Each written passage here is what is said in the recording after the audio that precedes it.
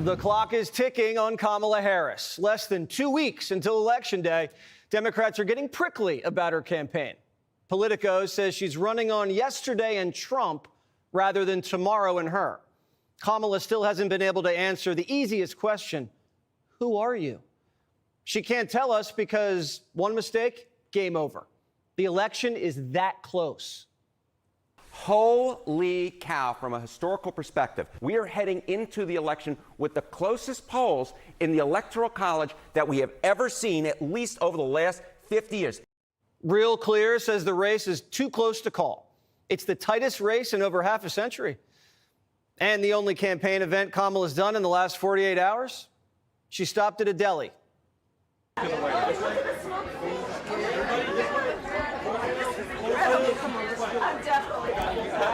Pastrami on rye and a slice of German chocolate cake.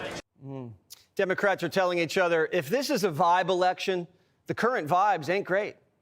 And now people are starting to cry.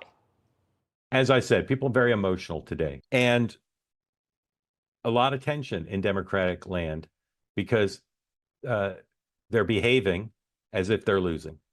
I'm just telling you, that's the view of Democrats too, not just the media, not just Republicans. Trump's in Georgia tonight with country star Jason Aldean, Tulsi Gabbard, RFK Jr., and Tucker. We're expecting some pyrotechnics tonight. We'll take you there later, so stay tuned. Meanwhile, Democrats are still in the getting to know her phase. Kamala wants America to know she's friends with Liz Cheney. And the left doesn't like that. The Cheney thing, do we really have to do that? Look, it goes broader than that. Look, Bernie Sanders, Dick Cheney, Taylor Swift. No. That one. Oh, the shooting? No. Having the Cheneys on board? Nah, you can't Dick Cheney or Taylor Swift. No. We're a big tent. What country did Taylor Swift get us to invade? It doesn't mean they agree with us. We're not going to take their foreign policy decisions and discussions, and implement those. We're going to take their promise? Yes, promise. She sat down with Telemundo, and she looked two-faced. Watch. Right now, we're talking about border security, and there's no Democrat talking about pathway to citizenship, an immigration relief, and the benefits that migrants bring to this country.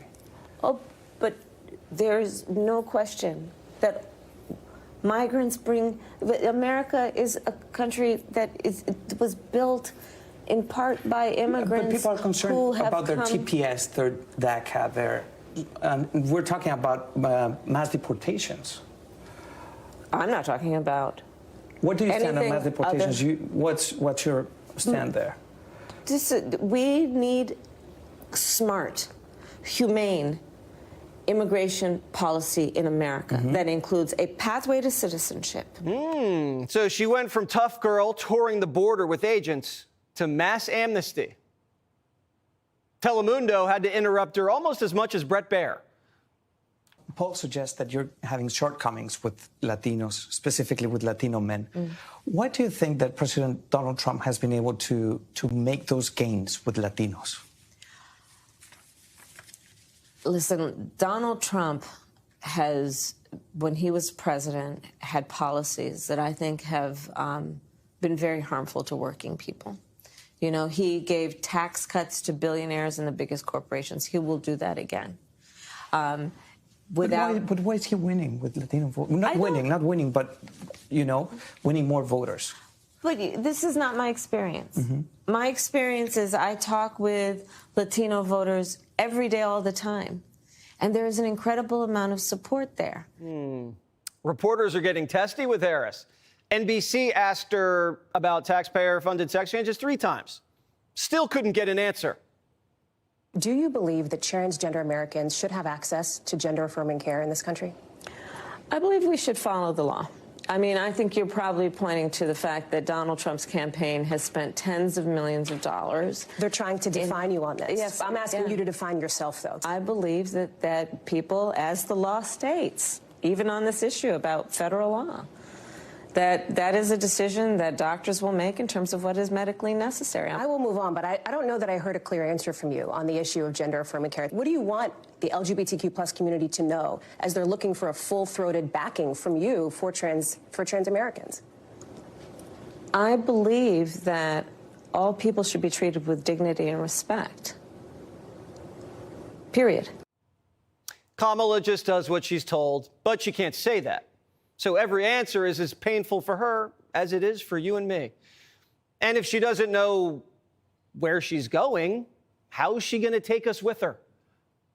His plans will weaken America's economy. Then why do you think that's not landing with voters? Because but in the I think numbers, it is. it's the opposite. Former President Trump leads you on this issue. Well, when I'm out, this is why I'm going out to Wisconsin, Pennsylvania, and Michigan, excuse me. Just got in late this morning, actually. So Kamala is calling Trump tired and unfit, but hasn't held a campaign event in 2 days and can't remember Michigan. Thankfully, the voters know a lot more about Kamala than she does about us. What are your feelings, and let me start with the women here, about Kamala Harris? I don't think that she has the personality. I don't think that she has what it takes to go up against Putin and go up against these other presidents that are built for this. She don't understand our struggles.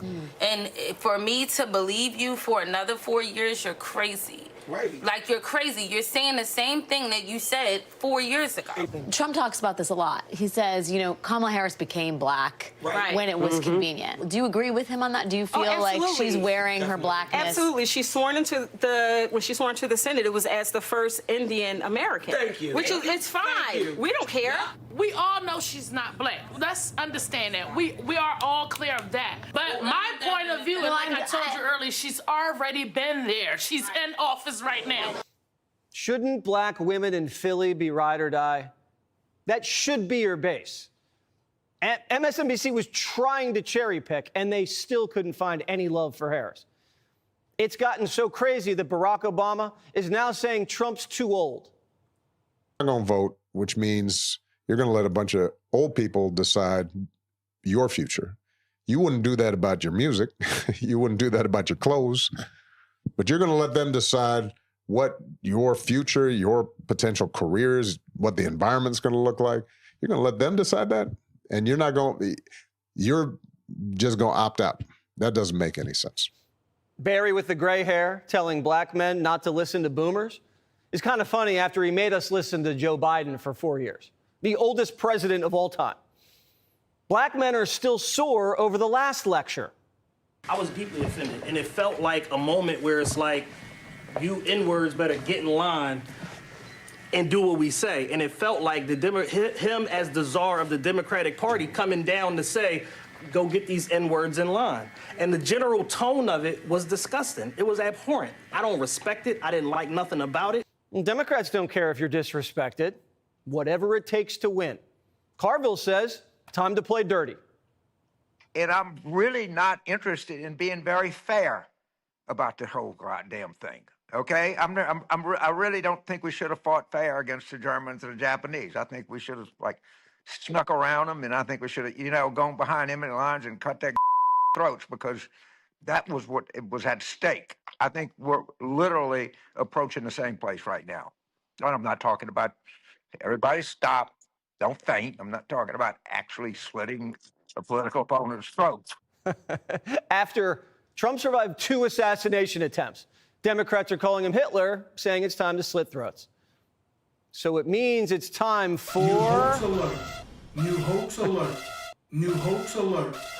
The left's biggest hoax chef, Jeffrey Goldberg at The Atlantic, has cooked up a doozy. Says Trump admired Hitler. There's no recordings of this, and everyone says it's baloney. But the VP, who swallows hoaxes to go with her word salads, ran to the cameras. It is deeply troubling and incredibly dangerous that Donald Trump would invoke Adolf Hitler, the man who is responsible for the deaths of 6 million Jews and hundreds of thousands of Americans. Donald Trump is someone who, I quote, certainly falls into the general definition of fascist, who in fact vowed to be a dictator on day one and vowed to use the military as his personal militia. She was quoting Kelly there. Kamala is asking for trouble. She knows the Secret Service can barely protect 45. She's playing with fire. She knows it. And so's the White House. So just to be clear, when you said we do agree, President Biden believes that Donald Trump is a fascist. I mean, yes, we have said. He said himself. The former president has said he is going to be a dictator on day one. We cannot ignore that. So in 24 hours, the highest levels of the Democrat establishment have called Trump a Nazi who should be locked up and have his throat slit.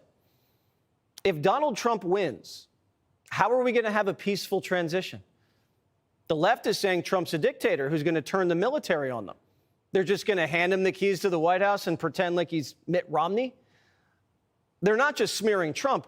They're saying half the country's Hitler. Listen. It doesn't so much matter that Donald Trump is selling fascism. What really matters is that roughly half of Americans, including a clear majority of American men, are buying it. The average American man is saying yes to fascism right now. Why? In the last week, they've said American men are sexist fascists, whose only chance of getting lucky in bed is if they vote for Kamala. They're admitting they have Trump derangement syndrome. I'm an optimistic person. I'm not hysterical. I laugh when people say, oh, you've got Trump derangement syndrome. Yeah. I think if you're a reasonable person, you should have Trump derangement syndrome. Rules for men, Jimmy, listen closely. Men should never let another person make them irrationally emotional. You don't give someone else power over you. Deep breath, Jimmy. Stoicism. I'll send you a book. Click here to subscribe to the Fox News YouTube page to catch our hottest interviews and most compelling analysis. You won't get it anywhere else. Because the media has been focused on this and attacking you under no circumstances. You are promising America tonight you would never abuse power as retribution against anybody. Except for day one. Except Look, what? He's going crazy. Except for day one. Meaning? I want to close the border and I want to drill. That's drill, not. That's drill. That's not. No, no. That's not retribution. I'm going to be. You know, he keeps. We love this guy. He says, "You're not going to be a dictator, are you?" I said, "No, no, no. Other than day one, we're closing the border and we're drilling. After that, I'm not a dictator." So that sounds to me like you're going back to the policies when you were president. That's all right. exactly.